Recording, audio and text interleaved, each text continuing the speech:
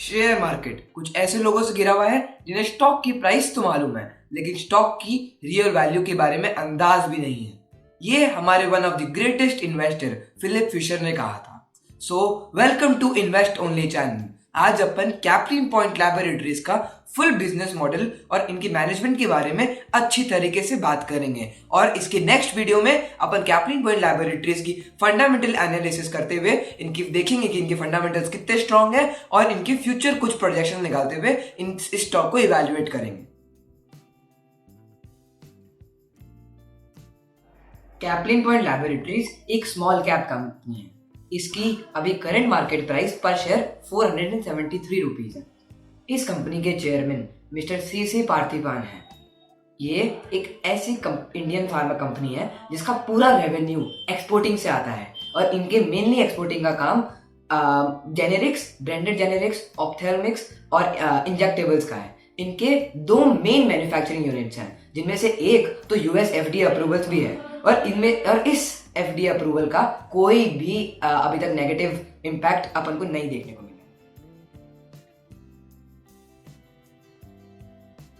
एक manufacturing factor जो मुझे काफी हद तक पसंद है कि जो बाकी इंडियन फार्मा कंपनी जो एक्सपोर्ट का काम करती है, वो मेनली एपीआई जो एक्टिव फार्मा इंग्रेडिएंट होता है, जो मेडिसिन में यूज होता है, वो मेनली वो लोग चाइना से मंगवाते हैं और फिर इंडिया में उसको मैन्युफैक्चर करके फॉर्मुलेट करते हैं। पर जो कैप्लिन पॉइंट लैबोरेटरीज है, वो एपीआई भी और फॉर्मुलेशन भी चाइना से करती है और फिर उसे चाइना से ही एक्सपोर्ट करती है। इससे उन्हें डबल प्रॉफिट होता है, और उनकी कैश फ्लो और ओपीएम ऑपरेटिंग प्रॉफिट मार्जिन भी काफी हद तक इंक्रीज हो जाता है। जेनेरिक्स में मेनली 5 चीजों का बिजनेस है: capsules, powder, injectables, ointments, tablets और पाउडर्स का है। अगर आप ध्यान से इसे देखेंगे तो इनके एक एक शुरुआत के लेटर से इस कंपनी का नाम निकल के आता है, कैप्लिन पॉइंट लैबोरेटरीज। जो मेन रेवेन्यू है वो मेनली 3 ज्योग्राफीज में डिवाइडेड है: लैटिन अमेरिका, यूएसए और अफ्रीका।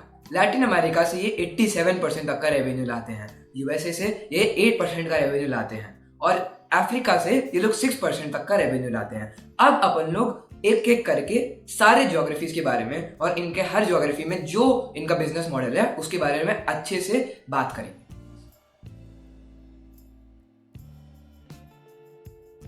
ये सबसे पहले अपन लैटिन अमेरिका के बिजनेस मॉडल को समझें। लैटिन अमेरिका में इनका सबसे पहला कदम रहा था, और इन्होंने अपनी रेपुटेशन लैटिन अमेरिका से चालू करी थी। लैटिन अमेरिका में ये अपने प्रोडक्ट सबसे पहले, जब ये लोग स्टैब्लिश हुए थे, सबसे पहले लोग डिस्ट्रीब्यूटर्स को देते थे, डिस्ट्रीब्यूटर्स आगे रिटेलर्स को देते थे, और रिटेलर्स तक से आगे कस्टमर्स को जाते थे।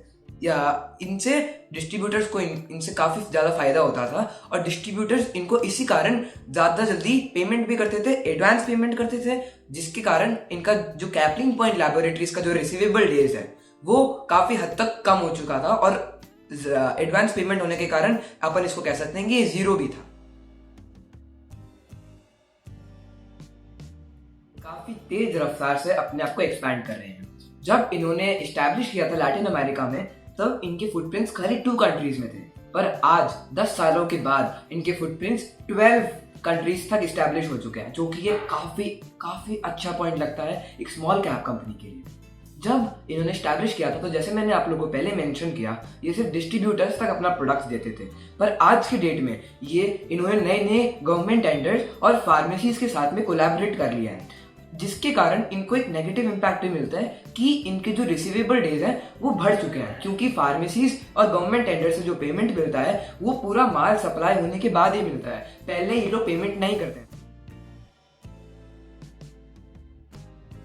ये स्ट्रैटेजी है कि लैटिन अमेरिका में ये अपना पूरा end to end business model एक अच्छी तरीके से एस्टैब्लिश करना चाहते हैं।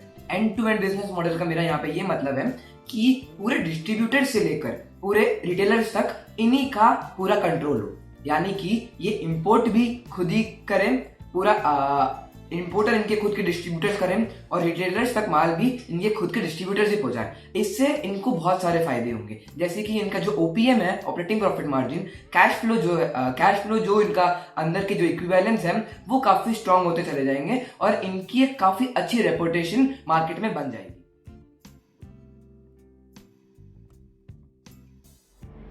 कोरोना पेंडेमिक के दौरान भी इन्होंने एक अपनी ऑनलाइन वेबसाइट क्वांटिन एक्स नाम की लॉन्च करी है, जो कि portal health care portal 10x का पार्ट है।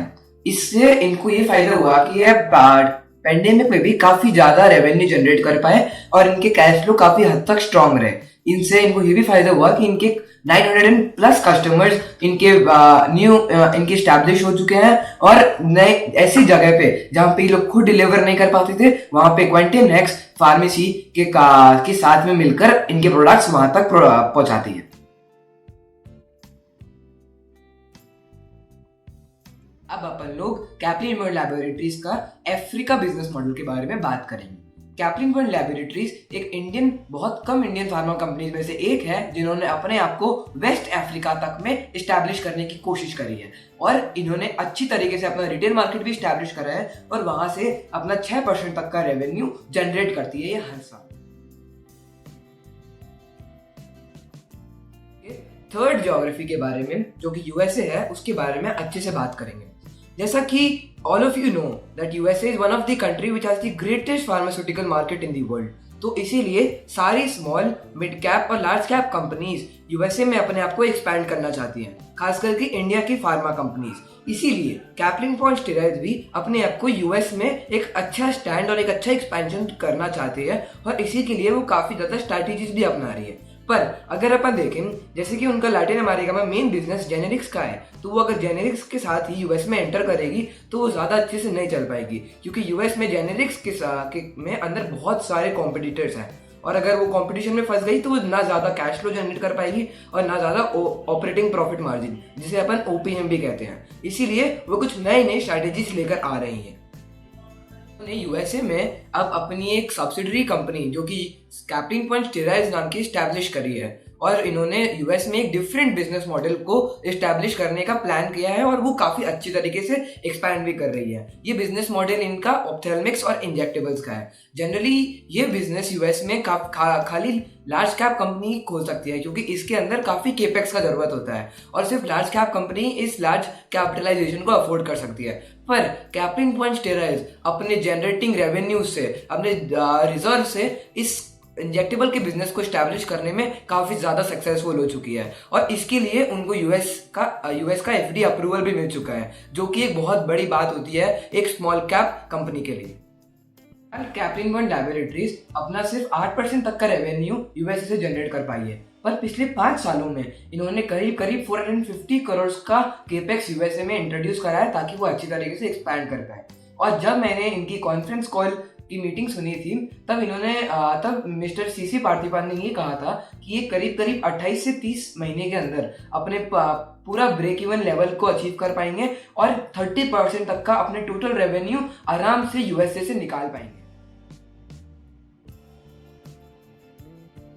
अपन इनकी एक और फ्यूचर स्ट्रैटेजी के बारे में बात करें तो वो ये है कि ये अपने आप को धीरे धीरे चाइना में भी एक्सपैंड करना चाह रहे हैं, जिसके लिए इन्होंने R&D रिसर्च एंड डेवलपमेंट में भी काफी ज्यादा अपने आप को एक नया प्लेटफॉर्म प्रोवाइड करा है ताकि वो फ्यूचर में इस फील्ड में भी काफी ज्यादा प्रॉफिट और रिजर्व मार्जिन जनरेट कर पाए। चाइना में एक्सपैंड करने के लिए उन्होंने जॉइंट लैबोरेटरीज नाम की कंपनी के साथ में एक डील और पार्टनरशिप साइन करी है, जिसमें जॉइंट लैबोरेटरीज नाम की कंपनी मैन्युफैक्चर करेगी उनके मेडिसिन और company Caplin Point laboratories joint laboratories को मैन्युफैक्चर करने में रिसर्च एंड डेवलपमेंट में इंफॉर्मेशन प्रोवाइड करवाएगी ताकि वो दोनों मिलकर काफी अच्छे से ग्रो कर पाए। इसके लिए उनके डील में ये बात हुई है कि वो 51% की प्रॉफिट कैप्लिन पॉइंट स्टेरॉइड्स रखेगी और 49% प्रॉफिट जॉइंट लैबोरेटरीज रखेगी।